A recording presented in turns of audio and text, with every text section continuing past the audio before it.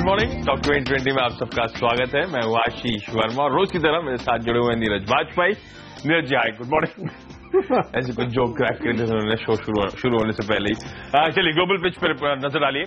American markets एकदम सपाट trade करते हुए।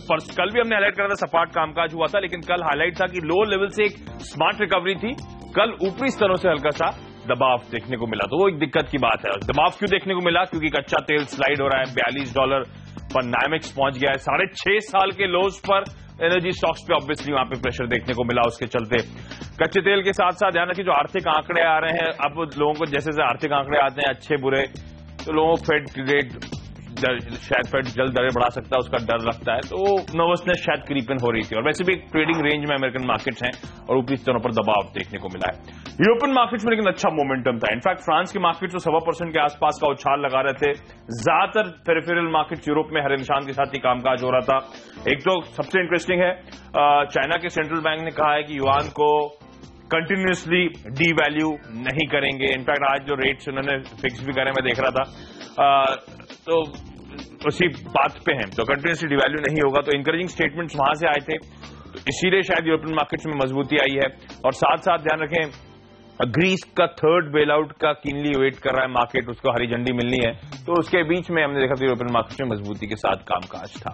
एशिया मिला जुला कामकाज कर रहा है। एशिया के लिए बहुत इंपॉर्टेंट ध्यान रखें कमोडिटी मार्केट्स, तो कच्चे तेल में जो स्लाइड है उसका इंपैक्ट है। ओवर द नाइट जो क्यूज हैं मिले जुले देखने को मिले, इसीलिए मार्केट्स भी इसी तरह से रिस्पॉन्ड करते हुए एसजीएक्स निफ्टी दर्शा रहा है कि हफ्ते का आखिरी ट्रेडिंग सेशन जो आज है हल्के हरे निशान के साथ शायद शुरुआत होती हुई नजर आई। नीरज जी, ऐसे में रणनीति क्या होगी?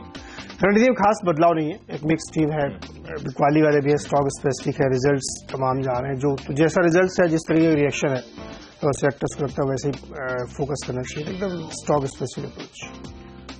स्टॉक स्पेसिफिक अप्रोच हमारा भी है, लेकिन आज हम खरीदारी करना चाहते हैं। इंडिपेंडेंस डे है तो शायद उससे पहले मूड भी बिगाड़ना नहीं चाहते, लेकिन ऑन सीरियस नोट हमें लगता है खरीदारी करने के मौके होंगे। युआन ने बड़ा मूड बिगाड़ा था, इस पूरे हफ्ते मेरे ख्याल से उसी ने मूड बिगाड़ा है। अब जब वो स्टेटमेंट भी आए हैं और अब जब स्टेटमेंट एक्शन में तब्दील भी हो रहे हैं सेंट्रल बैंक के वहां के, तो शायद थोड़ा सा भरोसा लौटेगा कि शायद वो गंदा फेज हमारे बिहाइंड है।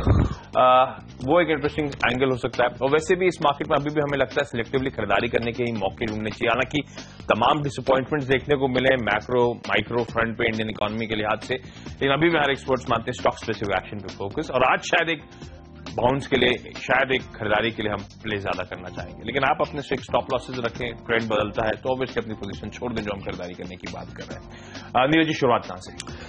शुरुआत प्रतिभा इंडस्ट्रीज के साथ करेंगे और फैक्टर्स का मानना है कि रिजल्ट्स पे नजर रखिए और तमाम सारी छोटी छोटी कंपनियों के बहुत बेहतरीन रिजल्ट पेश हो रहे हैं। प्रतिभा इंडस्ट्रीज ने 99% मुनाफा बढ़ाव के साथ दिखाया, 23 करोड़ के आसपास का प्रॉफिट क्लॉक किया है। वहीं रेवेन्यूज में भी 9-10% की ग्रोथ दिखाई दी है। एक इंटरेस्टिंग फैक्ट ये है आशीष की तमाम सारे कहा रहा है कि ग्रोथ नहीं दिख रही, लेकिन अगर आज पूरे रिजल्ट में देखें तो बहुत सारी छोटी मिड कैप कंपनियों ने बहुत बेहतरीन रिजल्ट दिए हैं। तो कहीं ना कहीं ग्राउंड पे कुछ हो रहा है, तभी ऐसा ये कर पा रही हैं। तो निश्चित तौर पे आपको ऐसे स्टॉक्स पे रखना चाहिए। और अब तो रेट कट का भी बड़ा अच्छा माहौल बन रहा है, पता नहीं होगा कि नहीं होगा, लेकिन माहौल वैसे ही बन रहा है। तो ऐसे में जो high beta infra real estate type के शेयरों पे आप नजर रखनी चाहिए। प्रतिभा के रिजल्ट के आधार पर सेक्टर्स लगता है कि 48 का लक्ष्य यहाँ पे हासिल हो सकता है। लॉयड इलेक्ट्रिक अगला स्टॉक होगा, यहाँ पर भी खरीदारी करके चलें। इसके भी नतीजे अगर आप देखेंगे तो बहुत बढ़िया, मुनाफे में करीब 54% की बढ़त देखने को मिली, रेवेन्यू भी 15% बढ़ के क्लॉक किया। तो सेक्टर्स लगता है कि ऐसे तमाम रिजल्ट्स के आधार पर यहाँ पे खरीदारी का माहौल मिलता है। 245 का लक्ष्य इसमें रख के लोग पोजीशन बना सकते हैं। फोकस खरीदारी पर है और इंटरेस्टिंगली दो दिग्गजों के साथ आज हम शुरुआत करना चाहते हैं। सबसे पहले टाटा मोटर्स। इस काउंटर में हमारे एक्सपर्ट्स मानते हैं खरीदारी करने के मौके ढूंढने चाहिए। हमें वैल्यूएशन के लिहाज से अब कंफर्ट नजर आता है और इसीलिए कई बार इससे पहले भी हम स्टॉक को रिकमेंड कर चुके हैं। कब तक स्टेबिलिटी लौटेगी, कब तक अप मूव्स देखने को मिलेंगे? शायद पहले सवाल का जवाब है कि हमें लगता है इन लेवल्स के आसपास काफी तक स्टॉक स्टेबल होता हुआ नजर आएगा। कब तक वापस मोमेंटम आएगा, ये प्रेडिक्ट करना इस समय मुश्किल काम है, लेकिन हमें लगता है इस काउंटर में निबलिंग करने के मौके ढूंढने चाहिए, यानी कि हल्की खरीदारी करनी चाहिए इस काउंटर में। बेहतरीन लेवल्स पर है ये कंपनी, थोड़ा सा ओवरडन है मार्केट सेंटिमेंट्स, मार्केट मूड जो स्टॉक पे हावी हुए हैं। हमें लगता है टाटा मोटर्स आज वापस बैक ऑन रडार होगा। एटलीस्ट आज ट्रेडिंग के लिहाज से तो यहाँ पे आप वैसे ले सकते हैं। निबलिंग करने के मौके तो मैं पहले हाईलाइट कर चुका हूं, आप ढूंढें इस काउंटर में। और आज तो खैर वो युआन की तरफ से या फिर चाइना की तरफ से पॉजिटिव खबरें हैं। टाटा मोटर्स अतिरिक्त प्रेशर इस हफ्ते इसलिए भी पड़ गया था क्योंकि चीन फिर से फोकस में आया था। हमें लगता है आज शायद खरीदारी करें। 355 से 358 का जोन है, जहां तक आप चाहें तो उन लेवल्स के आसपास अपने टारगेट सेट करें। दूसरा इंटरेस्टिंग काउंटर, ये भी बहुत पसंद आता है, इसमें भी सिमिलर जस्टिफिकेशन है। आईसीआईसीआई बैंक एक और दिग्गज, हालांकि ये तो एक और बात ध्यान रखें, ट्रेडिंग रेंज में है, उसके लो लेवल के आसपास कल की पहुंचता हुआ नजर आया था। इनफैक्ट कल तो हल्के हरे निशान के साथ कंसोलिडेट होता हुआ नजर आया था ये काउंटर। हमें लगता है इन लो लेवल से एक बार फिर से रिकवरी दिखाता हुआ नजर आएगा। शायद खरीदारी करने के मौके यहाँ पे भी ढूंढे जा सकते हैं, और यहाँ पे भी शायद ये बैंक उन लेवल्स पर है जहां पे हमें लगता है निबलिंग, या जिसे हम कहते हैं हल्की खरीदारी या ट्रांचेस में जो खरीदारी होती है, सिस्टमैटिकली खरीदारी जो होती है, उन लेवल्स के आसपास ये काउंटर भी है। तो आईसीआईसीआई बैंक और टाटा मोटर्स दोनों में खरीदारी करने के मौके। आईसीआईसीआई बैंक में शायद 298 तक के लेवल तक यहाँ पे अप्रोच करें। और इसी के साथ वक्त है हम दोनों की टीम्स के डिपेंडेबल खिलाड़ी जानने का।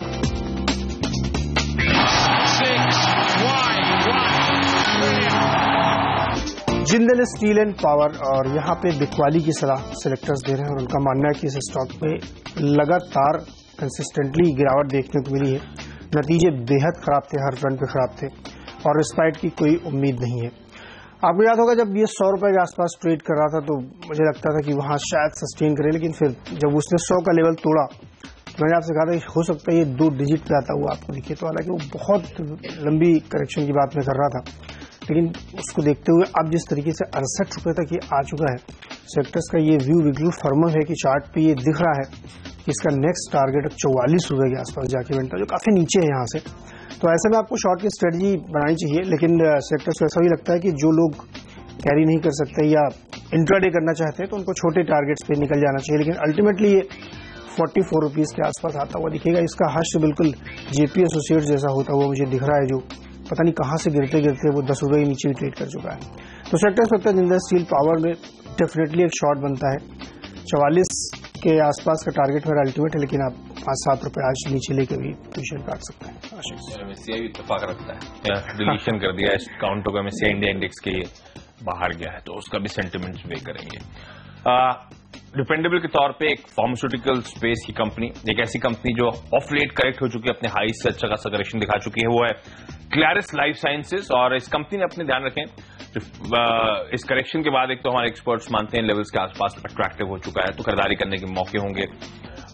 बाजार में असमंजसता, कंफ्यूजन है, तो हमें लगता है वैसे भी ये पॉकेट फोकस में होगी, तो शायद इन पॉकेट्स में आप सिर्फ बाइंग देख सकते हैं। और इस कंपनी के साथ हाईलाइट ये है कि इस कंपनी के फंडामेंटल्स अब वापस स्ट्रॉन्ग ट्रैक पे आपको नजर आएंगे। मैं देख रहा था नंबर्स इस कंपनी के, आय में ऑलमोस्ट 22-23% के आसपास का उछाल है, मुनाफा 26% ग्रो करता हुआ नजर आया है। इन्हीं नंबर्स के दम पे हमें लगता है कि जिस तरह का करेक्शन है उसके बाद शायद अच्छा स्ट्रॉन्ग मोमेंटम होगा। पर हाईलाइट एक्चुअली सिर्फ टॉप लाइन और बॉटम लाइन का परफॉर्मेंस नहीं है, जिस तरह का मार्क्ड ऑपरेशनल इंप्रूवमेंट इस कंपनी ने डिलीवर करा है, इसीलिए हमने उसे डिपेंडेबल के तौर पर दर्जा दिया है। एबिटा में 73% का जंप है, 28 करोड़ का एबिटा पिछले साल इसी तिमाही में जो था, इस बार बढ़कर almost 50 crore rupees 49 point something को टच कर रहा है। ऑपरेटिंग प्रॉफिट मार्जिन इसी के चलते ध्यान रखें 18 से बढ़कर 25.5, यानी कि इस क्वार्टर में हमने देखा है ऑलमोस्ट 750 बेसिस पॉइंट्स का मार्जिन में इंप्रूवमेंट। स्ट्रॉन्ग परफॉर्मेंस, 650 से 750 बेसिस पॉइंट का इंप्रूवमेंट है, बेहद स्ट्रॉन्ग परफॉर्मेंस है। खरीदारी करें 230 पहला लेवल कंजर्वेटिव बेसिस पे, हमें लगता है इवेंचुअली काउंटर 240 तक के लेवल्स तक आज के ट्रेडिंग सेशन में शायद जाता हुआ नजर आए। छोटा सा ब्रेक, उसके बाद हम दोनों की टीम्स के मिडिल ऑर्डर की खिलाड़ी।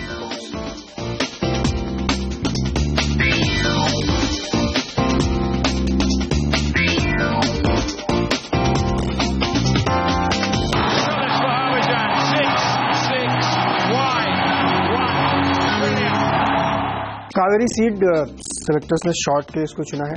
कल नतीजों के बाद इसमें सीरियस गिरावट आ गई थी, काफी बड़ा क्रैक आया, 25-30 रुपए स्टॉक नीचे चला गया था। अभी सेलेक्टर्स को लगता है कि इसमें कमजोरी आ गई, चूंकि चार्ट पे वीक दिखने लगा है। फंडामेंटली दिक्कत नहीं है, लेकिन चार्ट पे चूंकि वीक दिख रहा है तो ट्रेडिंग के लिहाज से इसमें अभी भी गिरावट के पूरे आसार बने हुए। 20 रुपए नीचे का लक्ष्य 610 के आसपास का शॉर्ट टारगेट लेते हुए 635 पे स्टॉप लॉस रख के काम करें। अशोका बिल्डकॉन खरीदारी सलाह यहाँ पे सेक्टर्स देंगे। इंफ्रास्पेस की भी कंपनी है, एक बड़ा प्रोजेक्ट है जो इनको फर्स्ट अप्रूवल मिल गया है, वहां से करीब 800 करोड़ रुपए का 6 लेनी है ईस्टर्न पेरिफेरी एक्सप्रेसवे का, जो 6 लेनिंग करना है उनको, तो काफी बड़ा प्रोजेक्ट है। जो इनके हाथ लगने वाला है।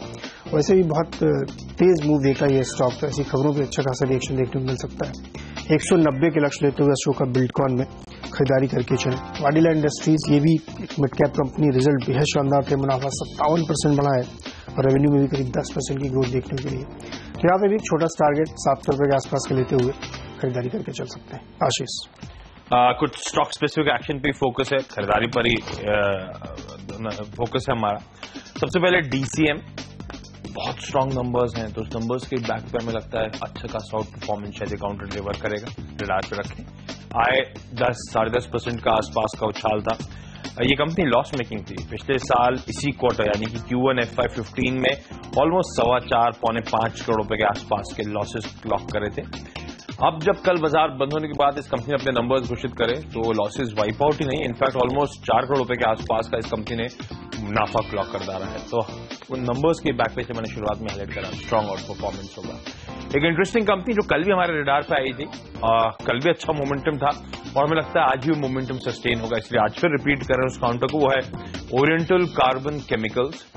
बड़ा तगड़ा फंड एक्शन हो रहा है। कल हमने आज आपको बताया होगा प्रोमोटर्स ने एग्जिट करा था, काफी कुछ चंक बेचा था। उस चंक को L&T म्यूचुअल फंड और उस चंक को HDFC म्यूचुअल फंड ने एक्वायर करा था। तो ऑलमोस्ट मेरे ख्याल से 2.25 लाख शेयर्स के आसपास दोनों ने अलग अलग एक्वायर करे थे इस कंपनी के। इतना तगड़ा फंड एक्शन इस कंपनी पर वैसे ही भरोसा जा गया था हमें कि शायद अग्रेसिव बाइंग देखने को मिलेगी।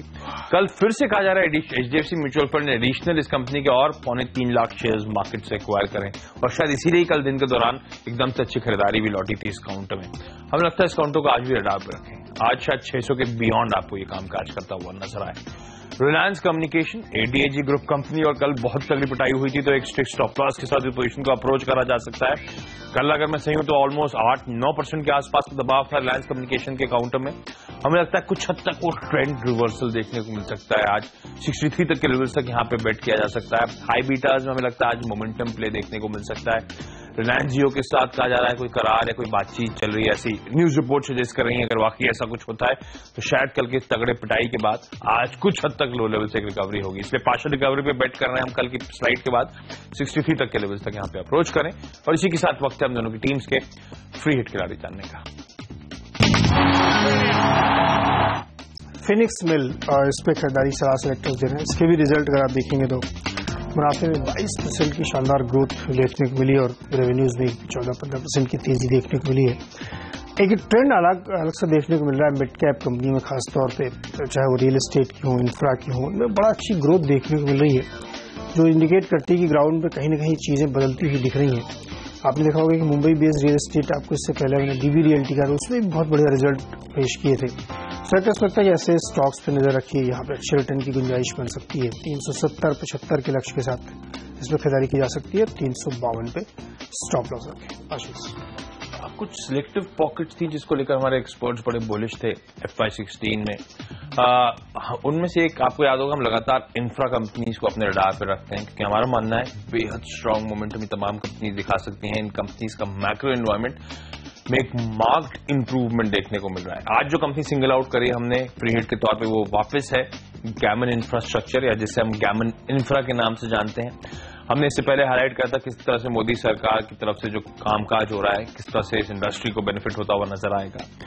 रोड कंस्ट्रक्शन के स्पेस पे ध्यान रखें, जिस तरह से कामकाज हो रहा है। गडकरी साहब ने लगातार हाईलाइट करा था कि पर डे जो किलोमीटर्स रोड बिल्ड हो रही है उसमें एक मार्क्ड इंप्रूवमेंट है। सरकार के बड़े एग्रेसिव, इनफैक्ट गडकरी साहब के ट्रांसपोर्ट एंड सर्विस मिनिस्टर जो है 30 किलोमीटर पर डे के टारगेट्स हैं, यानी कि बड़ा एग्रेसिवली यहां से माउंट करने की कोशिश होने वाली है। गैमन इंफ्रा जैसी कंपनीज आपके रडार पे होनी चाहिए। ब्याज दरें, क्योंकि इन सब कंपनी के साथ दूसरी दिक्कत की बात है इनकी बैलेंस शीट में जो बेहद तगड़ा स्ट्रेस है, यानी कि जो इन कंपनीज की बुक्स पे जो तगड़ा कर्ज रखा हुआ है। अब जब फिर से एंटिसिपेशन कर, आपने देखा होगा बैंक निफ्टी में एक आउट परफॉर्मेंस था, कुछ हद तक एक होप है रिटेल इन्फ्लेशन के आंकड़े आने के बाद, जिसमें एक मार्क्ड फॉल देखने को मिला रिटेल इन्फ्लेशन के आंकड़ों में, कि शायद अगली पॉलिसी मीट से पहले ब्याज दरों में कटौती राजन साहब डिलीवर कर सकते हैं। अगर ऐसा होता है तो इंफ्रा कंपनीज के लिए एक और बड़ा पॉजिटिव हो सकता है। ट्रांसमिशन शायद बैंक की तरफ से और एग्रेसिव हो और उसका भरपूर फायदा इन कंपनीज को मिल सकता है। तो मैक्रो एनवायरमेंट इन कंपनीज के लिए चेंज हो रहा है। अब किस हद तक की कंपनीज फाइनेंशियली परफॉर्म कर रही हैं शायद इस समय बहुत ज्यादा एक्सपेक्ट करना गलत होगा, क्योंकि अभी तो जो कैश फ्लो जनरेट होंगे वो इन जो तगड़े डेट है उसे सर्विस करने में इस्तेमाल होना है इन कंपनीज का, तो थोड़ा समय लगेगा इस पूरी स्टोरी को अनफोल्ड होने में। लेकिन कुछ कंपनी अब सेफ्टली नंबर्स स्ट्रांग दे रही है, तो नंबर्स स्ट्रांग होना या तरह की खबरें आना ऑर्डर बुक में क्रिएशन की, नए ऑर्डर्स मिलने की, वो लगातार इन कंपनी से, क्योंकि भरोसा है बाजार का, ये खबरें स्टॉक्स में तगड़ा बंप या फिर तगड़ा उछाल दे सकती हैं।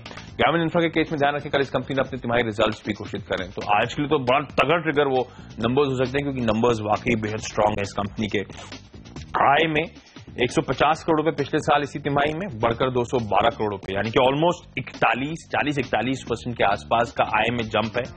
एक कंपनी पिछले साल इसी क्वार्टर में लॉस क्लॉक कर रही थी, तो 20-21 करोड़ रुपए के आसपास का लॉस था। इस बार ऑलमोस्ट 4 करोड़ रुपए के आसपास का इस कंपनी ने मुनाफा क्लॉक कर दिया है। नंबर्स इंकरेजिंग है, तमाम मैक्रोज की हमने बात करी। हमें लगता है ग्रामीण इंफ्रा जैसी कंपनी को डाप रखें, अपने रीसेंट और तगड़े करेक्शन के बाद शायद एक अच्छे लेवल्स हैं, एटलीस्ट ट्रेड के लिहाज से यहाँ पे होता है वेंचर करने के लिए, और शायद बहुत स्ट्रांग मूव्स ये कंपनी डिलीवर कर सकती है आज ट्रेडिंग सेशन। छोटे से ब्रेक, उसके बाद हम लोग टीम्स के आखिरी के 3 खिलाड़ियों पर फोकस।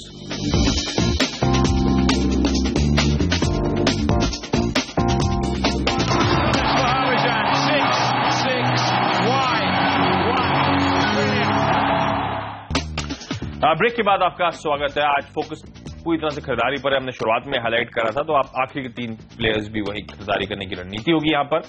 पीसी ज्वेलर्स पहला काउंटर, हमारे एक्सपर्ट्स मानते खरीदारी करें, बेहद स्ट्रांग मोमेंटम में ये कंपनी। इंटरेस्टिंगली जब जेम्स एंड ज्वेलरी स्पेस को लेकर तमाम कंसर्न हाईलाइट होते हैं, उसके बावजूद बड़े स्ट्रांग स्टेडी ग्राउंड पे है। शायद इस कंपनी ने जो टीयर 2, टीयर 3 सिटीज में एक्सपैंड करने की बात करी थी, जिस तरह से सिर्फ वेडिंग रिलेटेड ज्वेलरी से बियॉन्ड मूव कर रहा था इस कंपनी ने, उस बात का फायदा मिल रहा है इस कंपनी को, और रिजल्ट्स वाकई स्ट्रांग हैं, ऑपरेशनल परफॉर्मेंस इंप्रूव हो रही है, एक स्ट्रांग स्टेडी ग्राउंड पे कंपनी नजर आती है। आज के ट्रिगर पॉइंट क्या है? कंपनी ने कहा है कि तगड़ा फंड रेजिंग करना चाहती है। अगर मैं सही हूं तो 900 करोड़ रुपए के आसपास की फंड रेजिंग की बात करी गई है। विदेशी निवेश की जो सीमा है उसे बढ़ाने की बात करी जा रही है एग्रेसिवली। हमें लगता है खरीदारी करें, 408 तक के लेवल तक अप्रोच करा जा सकता है। ग्लेनमार्क फार्मास्यूटिकल्स, ये कंपनी हमारे रडार पे जब से आई थी, जब आपको याद होगा एक पी प्लेयर ने तगड़ा चंक इस कंपनी में एक्वायर करा था, बड़ा तगड़ा फंड इन्फ्यूजन हुआ था, तब से ये काउंटर हमें पसंद आ रहा है। हालांकि तब से अब तक बहुत बड़ी रनअवे रैली नहीं, लेकिन धीरे धीरे एक्यूमुलेशन जोन में काउंटर लगातार आपको नजर आएगा। अब तो इंचअप होते हुए 1050 के बियॉन्ड ये काउंटर कामकाज कर रहा है। बैलेंस शीट के स्ट्रेस खत्म होने की बात, नए अप्रूवल्स आने की बात, पाइपलाइन बड़ी स्ट्रांग होने की बात, और ये सब बात बाजार ने तब रियलाइज करी जब वो तगड़ा फंड इन्फ्यूजन हुआ था। हमें लगता है अभी भी मौके हैं इस कंपनी में। और खैर आज के लिए ट्रिगर पॉइंट ये भी है कि एमएससीआई में जो बदलाव होने थे ग्लोबल इंडेक्स में, इस कंपनी को शुमार किया जा रहा है, तो 31 अगस्त से वो इंक्लूजन होगा, लेकिन यहां से लेकर तब तक आप इस काउंटर में लगातार पैसिव बाइंग होती हुई देखेंगे इस कंपनी के शेयर्स की, तो वो एक सपोर्ट का कारण और बन सकता है। 1075 तक के लेवल्स। सिंटेक्स इंडस्ट्रीज लंबे अरसे बाद हमारे रडार पे वापस आया है। सरप्राइज है हम इस काउंटर में, जिस तरह लगातार करेक्शन आता हुआ नजर आया, क्योंकि फंडामेंटली हमें बेहद स्ट्रांग नजर आती है। एक बार वो एफसीसीबी का इशू पूरी तरह से छट जाए, हमें लगता है बहुत स्ट्रांग रीरेटिंग इस काउंटर की हो सकती है। सिंटेक्स ऐसा बिजनेस मॉडल है जो शायद हम सब बड़े आसानी से उस कंपनी से वाकिफ हैं, जो टंकियां ये कंपनी बनाती थी, शायद हम सब ने देखी हुई है। बहुत स्ट्रांग ब्रांड इक्विटी, बहुत स्ट्रांग ब्रांड रिकॉल, कच्चे तेल की प्राइसेस में तगड़ा स्लाइड, और अब तो $42 प्रति बैरल पे नाइमेक्स पहुंचता हुआ, हमें लगता है इसको रडार पे रखें। आज 107 तक के लेवल। नीरज, जुबिलेंट फूडवर्क्स, कल इसके रिजल्ट्स आए, उसके बाद स्टॉक में अच्छी खासी प्रॉफिट बुकिंग देखने को मिली, और अभी भी हमें लगता है इसमें अच्छी खासी और प्रॉफिट बुकिंग देखने को मिली। हालांकि रिजल्ट ठीक थे, खराब नहीं थे, लेकिन सेक्टर्स को ऐसा लगता है कि ये सारी चीजें मार्केट में डिस्काउंटेड थी, इसलिए इसमें और कमजोरी आई। काफी नीचे का टारगेट है, लेकिन आज के लिए 1735 का लक्ष्य देते हुए बिकवाली करे। सिप्ला रिजल्ट आज आने हैं और पूरे संसार को मालूम है कि बहुत अच्छे रिजल्ट आएंगे, तो इसीलिए सेक्टर से ऐसा लगता है कि यहाँ पे बेहतर होगा कि अगर गैप अप ओपनिंग देता है तो यहाँ पे एक प्रॉफिट बुकिंग का बेहतरीन मौका होगा। 710 के लक्ष्य के साथ शॉर्ट करें। टाटा स्टील बेहद कमजोर रिजल्ट थे, बेहद जिस तरीके से आउटलुक दिख रहा है वो मुश्किल लग रहा है। सेक्टर से लगता है कि यहाँ पे भी काफी नीचे का टारगेट है, लेकिन आज के लिए 215 रखिए, हमें लगता है ये भी 150 आ जाए तो कोई बड़ी बात नहीं होगी। 237 के आसपास स्टॉप लॉस लेते हुए शॉर्ट पोजीशन बना के चले। और इसी के साथ आशीष और मुझे इजाजत दीजिए, लेकिन आप कहीं मत जाइए, क्योंकि ब्रेक के तुरंत बाद लेके आएंगे मार्केट काउंटडाउन, और सीएनबीसी बाजार चैनल पे होगा मॉर्निंग टिकर। Happy independence day.